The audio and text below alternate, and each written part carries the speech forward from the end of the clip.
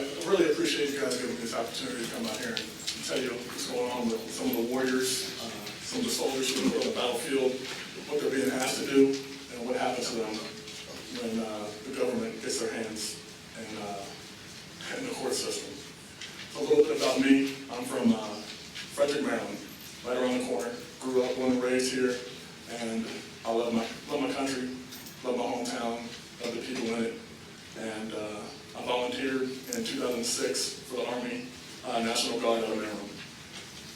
You know, before that I was just a contractor. I worked every day with my hands, installing kitchen and baths, taking care of my kids, making sure that they had what they needed and a little bit of what they wanted.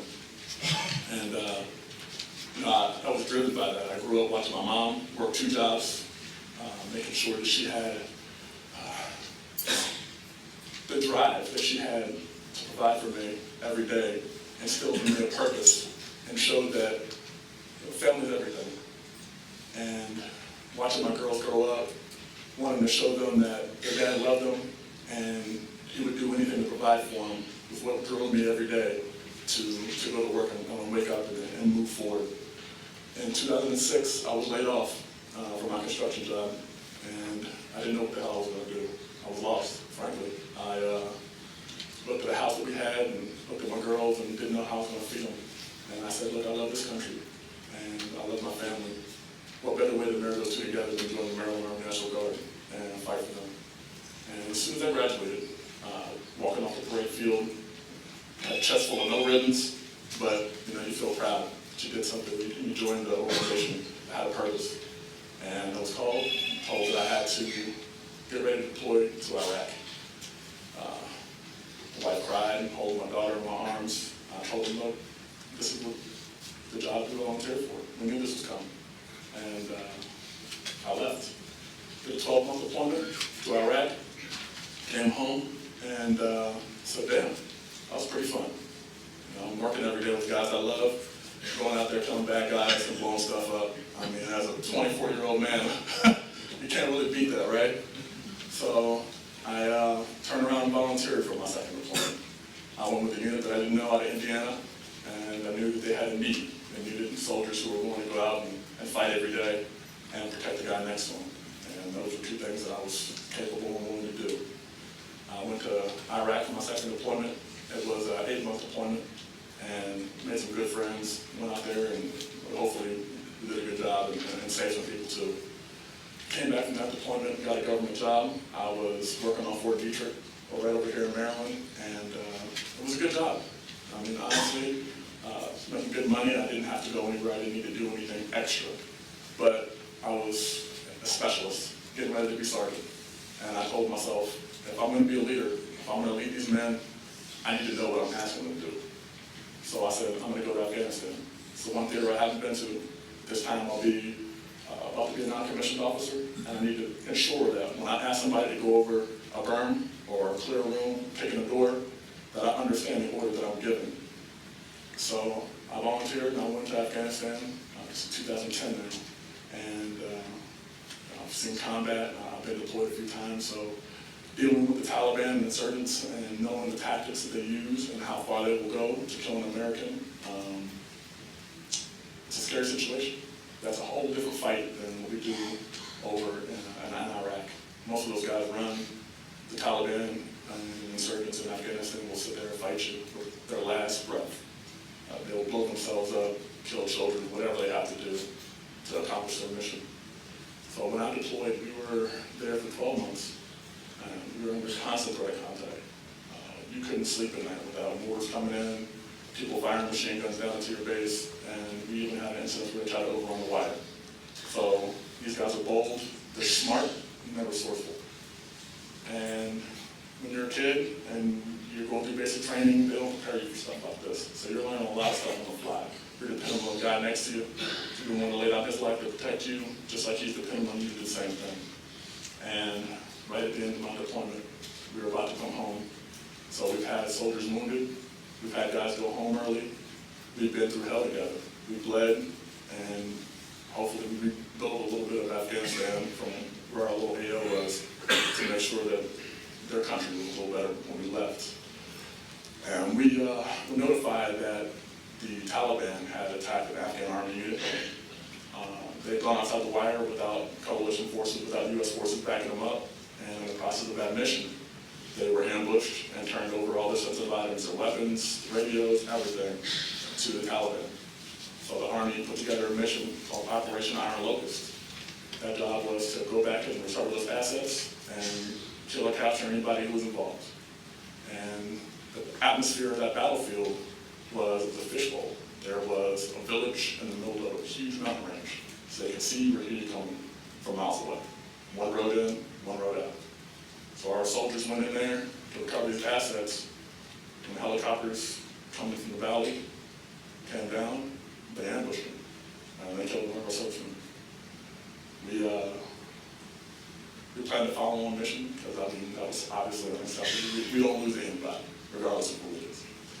And I was part of that second mission to go back into that valley and recover those assets. We were the support by fire unit, so we had mortars and tow missile systems ready to kill or capture anybody we could get our hands on. We sent special operations soldiers in there, and in the process of kicking in doors and pulling out bad guys, we received intel that the Taliban were going to look to toss up those fighters who were getting their butts kicked in those houses. There's a one road in the world, like I said, so we set up a traffic control point. Anybody going in, we'd stop, frisk, and detain if necessary. Most of the traffic was going the opposite direction. The civilians don't want any parts of this. So they're moving the opposite direction of the fighting. About 15 to 20 minutes after we received the intel, a convoy of vehicles, matching the description of the vehicle we were supposed to see, comes into the traffic control point. We stop them, pull everybody out. They've got AK-47s, chest rigs, 55-gallon drums that are empty. Usually they use those for homemade explosives, tuck in culvert pipes, and blow up our convoys as they drive by. So we've got a lot of information, a lot of indicators that said these guys are not good people. They're here to do bad things, they have bad intentions. We found a laptop computer in their vehicle. Now, for Afghanistan, people don't have running water or consistent electricity. So to find a laptop computer is highly irregular. That should be a red flag right there. Our command unit had left the traffic control point to scout out another location for us to move during the night. And the senior guy on the ground made the call to let these guys go. He said, look, we don't have enough to detain these guys. Their IDs are sketchy, sure. They had changed the clothes, as well as military uniform, military style uniforms. But as far as hard evidence, we can't hold these guys. So we ended up letting these fighters go into that valley that night. And less than 24 hours later, after we moved, turned the traffic control point over to MPs, same guy, lead vehicle driver, approached our perimeter of our tactical operation base. At this point, we have mortars set up, we've got a tow missile set up, we've got a casualty collection point, we've got a command center, and we are actively engaged with the Taliban and our guys in the next valley. The guy walks up with two military-aged males to the southern part of our perimeter, and the two military-aged males separate and go opposite directions. He walks over to the Afghan National Army guys and sits down and has tea. Spends a little bit of time asking them what we're doing in the area, how long we're going to be here, before a U.S. service member comes over and tells them, look, this is a military operation, you have to get the heck out of here. You can't be sitting around. So gathers up his stuff and walks in the opposite direction they came from. 2 hours later, he comes to the northern side of our perimeter. This time I see him with one of my soldiers who had hands on with him the day before. IDs him as a driver from the vehicle, from the truck, the lead vehicle. And we ended up telling him, hey, first, get the heck out of here. This is a military operation, you can't be in this area. I got one of those feelings, our third deployment, I've been with these guys almost 12 months, and just something didn't feel right about this guy. Everything he was doing, sketchy, and I wouldn't have felt right if I let him walk away without asking him questions first. So I went to my staff sergeant and I said, hey, I got this guy who was in our perimeter twice in 2 days, and we moved. Can I talk to him? Can I stop him? Can I bring him back? He said, look, if you don't feel right about it, go ahead and grab him, bring him back. So I detained the individual. He'd walk into a house, roughly 15, 20 meters outside of our perimeter, and most of them would come back. So he walks out of the house, he's been there for probably about 5 minutes. And I bring him back in there, get the interpreter, I sit him down, I ask him several questions. Where do you live? He points in the opposite direction of the house that I caught him going into. I asked him again, did the same same thing, going the opposite direction of the house I caught him going into. So look, what were you on our perimeter for? 2 days. What were you doing? So, well, I'm a plumber, and I was here to fix water pipes. So look, you walked through our perimeter twice with no tools. If you're here to do a job, I don't have any tools to do this job. He looks at me and tells me, I had them. Well, all right. Well, what were you really on our perimeter for? Well, now he's an electrician. He didn't have any tools for his job that he's telling me he was there to do. And you start getting that gut feeling this stuff isn't right. You guys are in the fighting position waiting for information, always on high alert, but sometimes when you get that long lull, you can't help but relax a little bit. So I pulled my pistol and I pointed it out and I said, look, I know you were the driver of the vehicle from the day before. My soldier frisked you. We found vehicle keys in your pocket after you told us you couldn't drive. Tell me where the attack is coming from. All those guys you brought in the day before, all the weapons you had, tell me where those are at. Tell me where the attack is coming from, where the weapons are, and where your soldiers are, and I'm going to kill you. And my intent wasn't to kill him. My intent was to scare the hell out of him to get the information from my guys in the fighting positions. After the interpreter told him what I said, a few seconds later, he reached up and grabbed my gun, and I pulled the trigger. I killed him. And an investigation ensued. They said that I premeditated the murder, and an attack took place on my unit less than 20 minutes later. Complex attack. My platoon sergeant has testified at every hearing that I've had, my 20-second parole, saying that had I not done what I did, men would have been killed. So RPGs and machine gun fire came in at the command vehicle, at our casualty collection point. This was an accident. These were targeted attacks. This was reconnaissance. Intelligence was given to the insurgents that put our service members in danger. The Army investigators, after the allegations came out, started threatening soldiers. They didn't collect any evidence. They gave the body of the man that I shot back to the local national so they could bury him. They didn't do any fingerprint analysis. They didn't take a picture. They didn't do any forensics. So when they threatened all of my soldiers and told them, hey, look, we know there's a murder. You can either go with them or you can work with us. What were they going to say? You got 19-year-old kids who were scared as hell. They fought the Taliban, but they never fought their own country. So these kids wrote down what they thought they were supposed to say. Unfortunately, the eyewitness, the other soldier who was there pulling security with me, gave 3 statements, 2 oral and 1 written, that there was a struggle, and when the man reached up, and I pulled the trigger and told him the struggle. Army prosecutors got a hold of him and said, look, if you don't tell us that this was murder, we're going to charge you with accessory. You're going to go to jail for the rest of your life. Or you can get your immunity, and you can work with us. He flips and was willing to lie. It didn't matter that my defense attorney caught him lying multiple times in the stand. It didn't matter that he had his written statement given to the jury for deliberation. None of that mattered, because the narrative had already been spun, that I was guilty, that I did this thing, that a foreign government had to have justice regardless of what the circumstances were. And this has been happening multiple times throughout history. Because the media doesn't cover it, because the government wants to keep the stuff quiet, nobody knows. There are so many soldiers who go through this, second-guessing their actions on the battlefield. That's why I was grateful to Congressman Duncan Hunter and Congressman Willie Gomer for putting this caucus together. They formed the National Congressional Justice for Warriors Caucus.